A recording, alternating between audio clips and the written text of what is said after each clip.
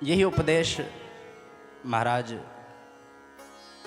आत्मदेव जी को गोकर्ण जी महाराज दे रहे हैं कि देहेस्ति मांस रुद्र अभिमतिम त्यजत्वम जाया सुता दिशु सदा ममताम विमुंच।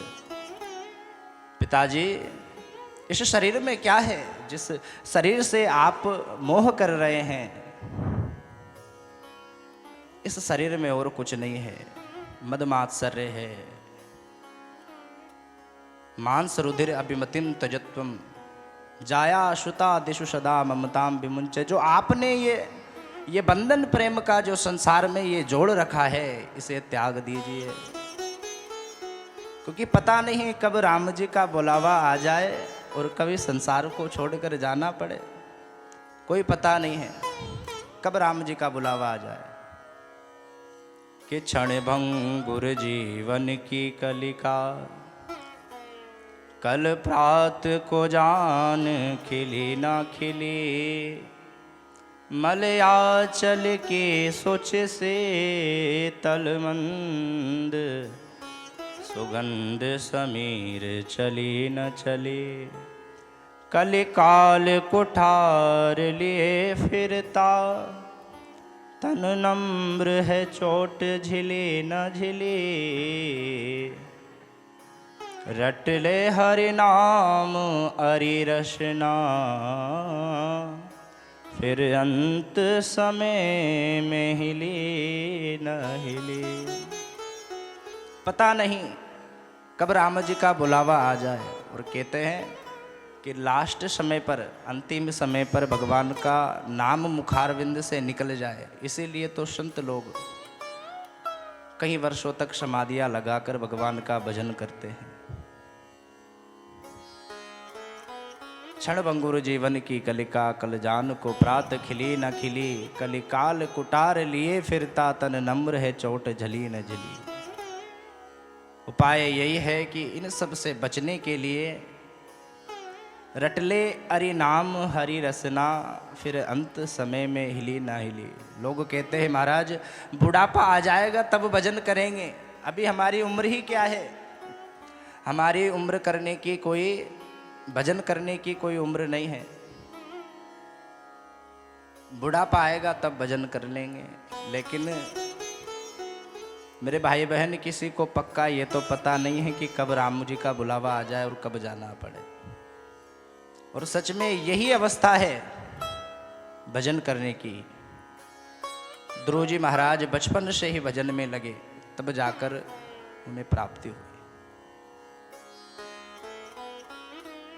जीवन भर मनुष्य संसारिक प्रपंचों में लगा रहता है, संसार वालों से प्रेम करता है, लेकिन अंतिम में जाकर मेरे भाई बहन, अंतिम समय में जाकर न चाहते हुए भी ठाकुर जी से ही प्रेम करना पड़ेगा,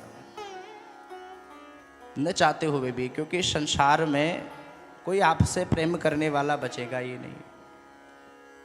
जब कोई नहीं बचेगा तब आपको ठाकुर जी ही याद आएंगे।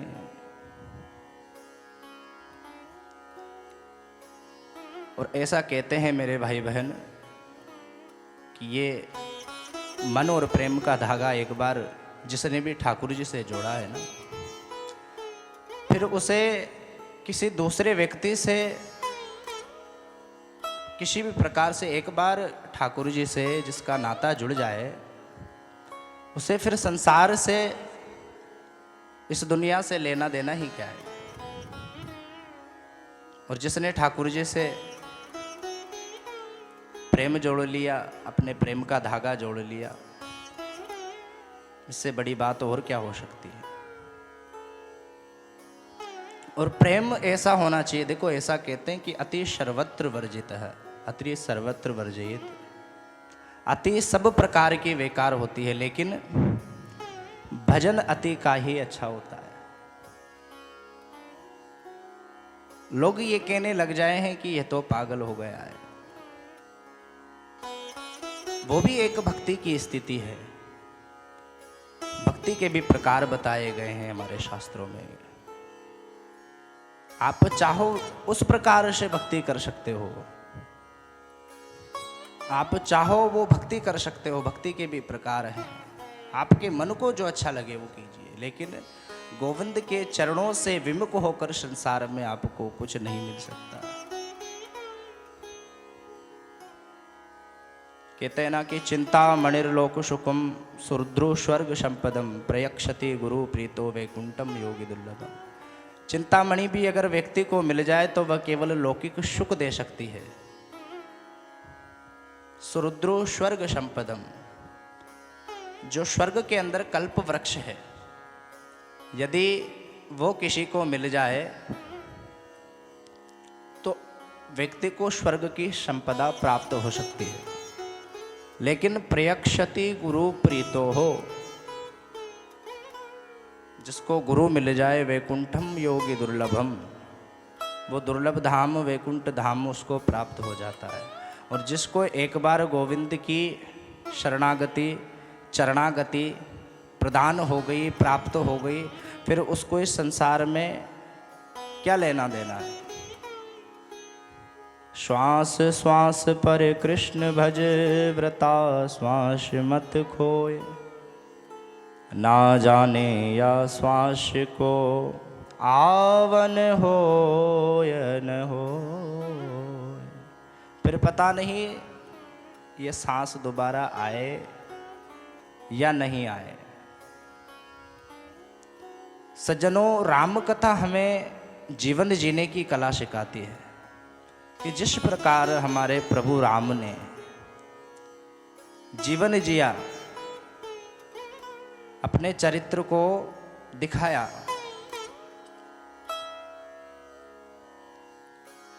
तो रामायण हमें जीवन जीने की कला सिखाती है। रामचरित्र से, राम जी के चरित्र से हमें क्या सीख मिलती है?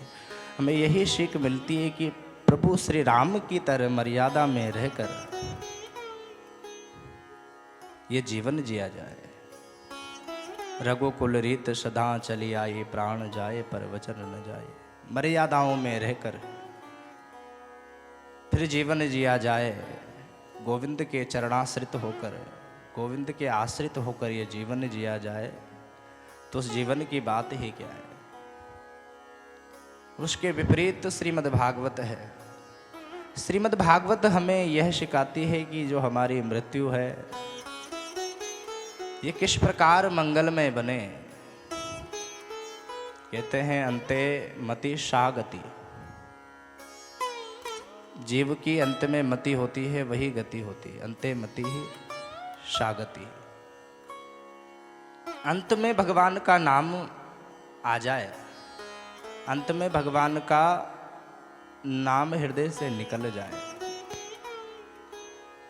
जिस समय प्राण जा रहे हों उस समय भगवान की याद आ जाए, इससे बड़ी बात और क्या हो सकती है। जिस समय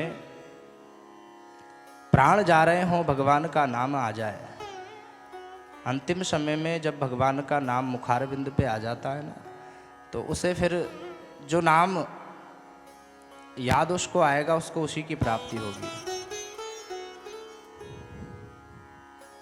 अब आपको संसारिक कोई वस्तु याद आ गई, आपको गधा याद आ गया, कोई और चीज याद आ गई, तो महाराज वही बनना पड़ेगा। यही जड़ भरत जी महाराज के साथ हुआ। जड़ भरत जी महाराज ऐसे महात्मा थे जो महाराज रोज 100 200 माला भगवान के नाम की नित्य निरंतर 24 घंटे भगवान के नाम का जप करते रहते। 100 200 माला रोजाना की चटकाते रहते। गृह से संन्यास ले लिया, वन की ओर चल दिए। लेकिन संयोगवश एक दिन एक हिरणी वहां से गुजर रही थी। उसके गर्भ में एक बालक था। वो हिरणी जैसे ही नदी के किनारे जल पीने के लिए आई, उसके पीछे से महाराज एक सिंह ने दहाड़ मार दी। उस सिंह की दहाड़ से घबराकर वो हिरणी जैसे ही उस जल को पार करने के लिए, अपने बच्चे को बचाने के लिए वो जल के अंदर, नदी के अंदर कूद गई। नदी के अंदर जैसे ही कूदी तो महाराज उसका बच्चा तो बच गया, लेकिन वो हिरणी मर गई। जड़ भरत जी महाराज इस दृश्य को देख रहे थे, उस बच्चे को उठाया और उसका लालन पालन करने लगे, उसका पोषण करने लगे, उसके लिए हरी हरी घास लेकर आना,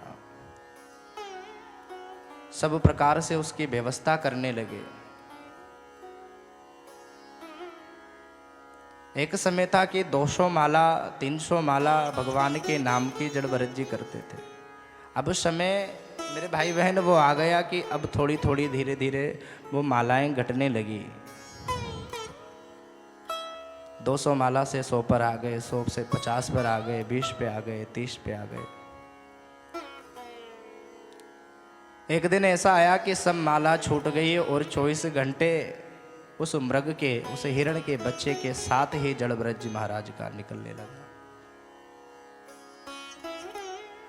24 घंटे उस मृग के बच्चे के साथ जड़ भरत जी महाराज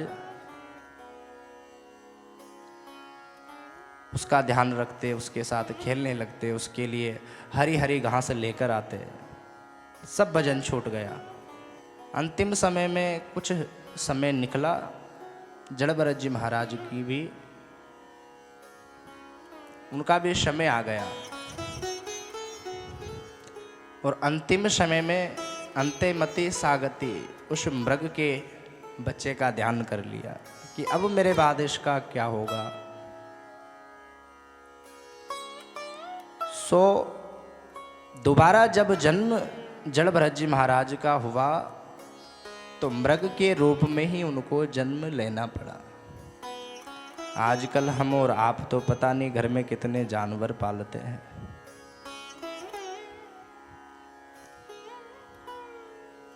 अंतेमति सागति, पता नहीं अंत में क्या दिमाग में आ जाए, क्या मन में आ जाए, क्या ध्यान आ जाए उस समय। इसीलिए ये भजन किया जाता है कि अंतिम समय हमारा बहुत अच्छा गुजरे, प्रभु की याद में गुजरे, उस ठाकुर जी की झांकी को निहारते हुए हमारा अंतिम समय इस धराधाम से जब हम जाएं तो हमारा अंतिम समय जो है बड़े प्रेम के साथ निकले। वो ठाकुर जी की याद हमारे हृदय में बनी हुई हो। और जितना भी ये भजन किया जाता है ना मेरे भाई बहन, जन्म जन्म मुनि जतन कराई, अंत राम कहीं आवत नाई। अंतिम समय में सबसे बड़ी बात है कि भगवान के नाम का स्मरण आपके हृदय में हो जाए। इससे बड़ी बात और क्या हो सकती है।